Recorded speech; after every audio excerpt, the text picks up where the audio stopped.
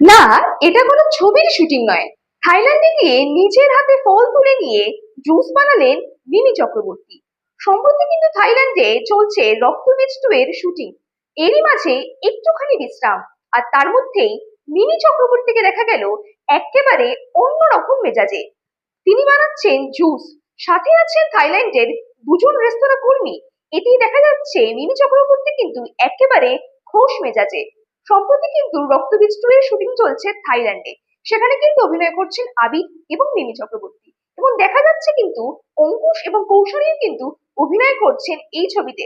এবং শোনা যাচ্ছে যে তাদের একটি গান অঙ্কুশ এবং কৌশানী কিন্তু রীতিমধ্যেই সোশ্যাল মিডিয়ায় ভাইরাল হয়ে যাবে, এমনটা কিন্তু জানা যাচ্ছে। তবে চর্চার বিষয় কিন্তু মিমি চক্রবর্তীর জুস বানানো। নেটিজেনরা কিন্তু মন্তব্য করছেন এটাই কিন্তু আসল লাইফস্টাইল, বা মিমি চক্রবর্তীর কিন্তু এটাই কিন্তু ম্যাজিক। কখন লাইমলাইট এবং কখন স্টার লাইফ মেনটেন করতে হবে সেটা কিন্তু তার থেকেই শেখা যাচ্ছে।